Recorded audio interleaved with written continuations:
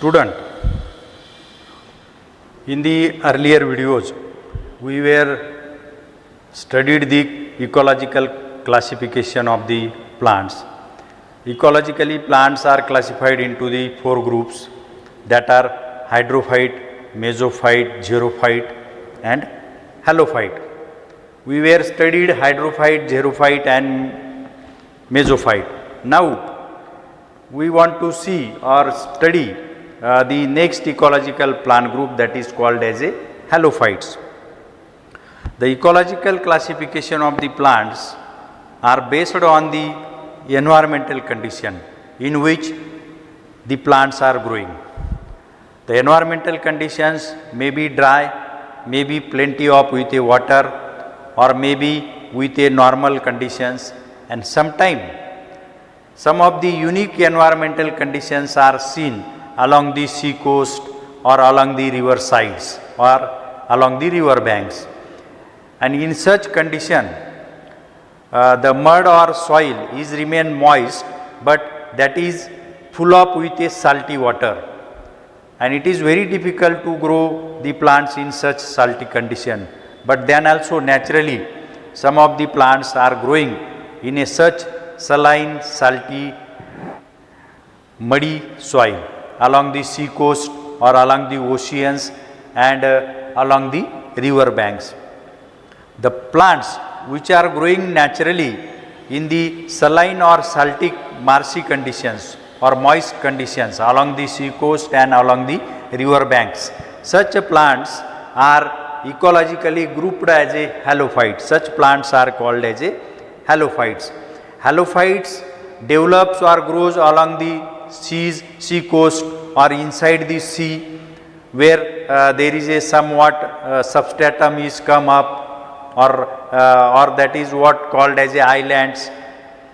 So these halophytes later grows flourishly in such conditions, and they can develop a typical kind of forest along the sea coast or on the island or along the river side, like a river Ganga basin.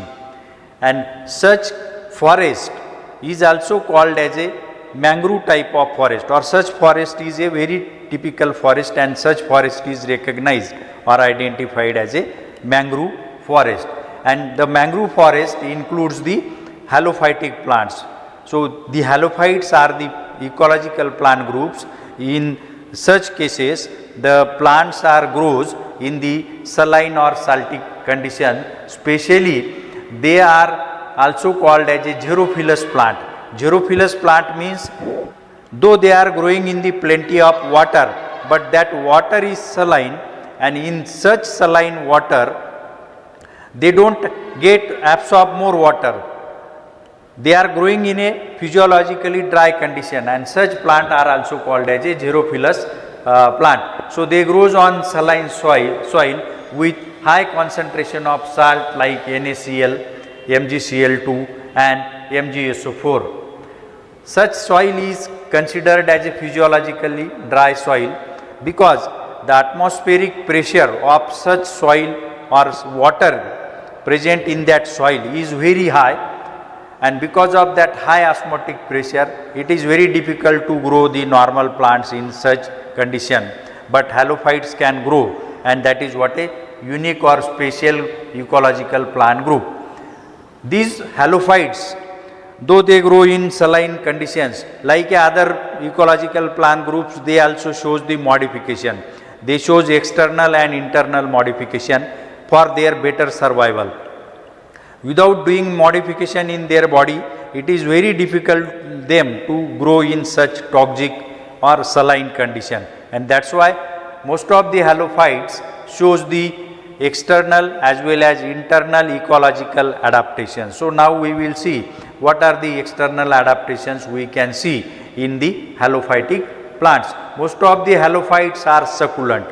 They are having a succulent nature. Their leaves are evergreen, thin, small, leathery, and having a storage tissue inside them.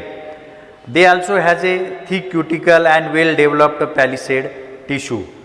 Most of them produces special type of negatively geotrophic roots. Most of the halophytes shows the two types of roots. Some roots are positively geotrophic, they can anchor the halophytic plant, but some can grow negatively geotrophic and they come out from the water in the air, and such negatively geotrophic roots are called as a pneumatophores.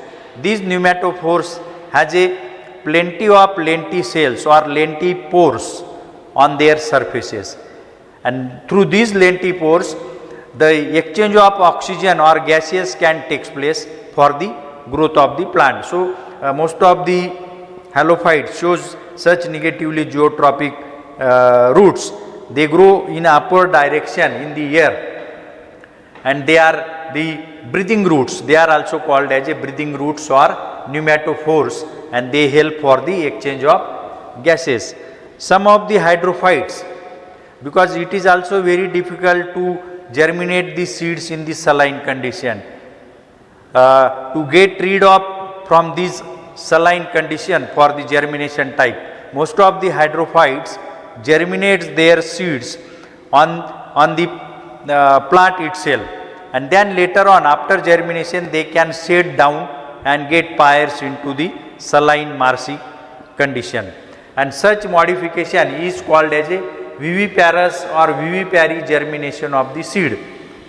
Seed can germinate along with the plant, and later on after formation of radicle and plumule, the seed can set down from the parent plant and get pairs into the saline soil to get rid of the germination difficulties in the saline soil, and such germination is called as a viviparous type of germination. Also the halophytes are very selective for absorption and tolerance of the different kinds of salt. They can grow in the physiologically toxic condition, and then also they can survive. They have the different types of modifications externally as well as internally, and they can survive better in the saline or moist condition. According to Warming 1909, the halophytes are divided into the 4 different groups as follows. The first group is called as a lithophilous halophytes. Lithophilous halophytes means they grow on the rock and stones. The second type is zamophilous halophytes. They grow on sand. The next type is pelophilous halophytes. They grow on mud. And the last type is halophilous halophytes. There are 2 types of halophilous hydrophytes. These halophilous hydrophytes grow on the swamp. They may be grow on salt swamp in desert, or they may be grow on the littoral swamp as a mangrove along the sea coast. So these are the 2 subtypes of the halophilous halophytes. So these are the halophytic plants mostly grow along the sea coast or along the ocean's coast or in the river banks like river Ganga. These halophytes ecologically are very important. The forest developed by them called as a mangroves, and these mangroves type of forest develop a special kind of habitat for the some of the marine aquatic fauna. Most of the marine aquatic fauna requires the mangrove habitat for their reproduction. Most of the rare species of tortoise can reproduce well in these habitat, and that's why the conservation of mangroves is very important. Also, the mangroves are the walls. They can stop the sea water coming into the cities or coming in the villages. So along the sea coast they are making a duty of guard, and they can avoid the water coming in the villages up to certain limit. They can also helps to avoid soil erosion of a sea coast. These are what the important ecological plant groups as with point of habitat. Also, the commonly occurring halophytes are the Rhizophora, then Helicinifolia, Hypomea. These are the some of the Avicennia is there. These are the some of the common halophytes we can see along the sea coast in our areas. Mostly these are the plant grows in the Konkan side along the sea coast. Internally, most of the halophytes shows some ecological adaptation. In that ecological adaptation, most of them have succulent leaves and stem, and the outermost layer, that is epidermis, which is a thick walled and heavily cutinized to check a rate of transpiration. If in some halophytes leaves are reduced or set down, in such cases their stems are becomes a green for function of photosynthesis. There is a storage of large volume of water and active concentration of salt in the vacuole to keep a salt concentration at plasma low level, and that can avoid the intake of the salt. They shows the presence of salt glands on their different organs for excretion of the excess salt from their body. They can store the salt up to tolerance level, but the excess salt can be excreted through the presence of salt gland. The very unique feature externally we can see, that is a viviparous germination. As I have already explained you that viviparous germination means seed germinate on the parent plants, and after germination they can fall down for the growth in the soil. Also, the another unique feature present in case of the some of the halophytes, that is a presence of nematophore or breathing roots. These are the negatively geotropic, they can grow in the air, and they have a large number of lenticels. Through that they can make a exchange of gases, or they can do the breathing.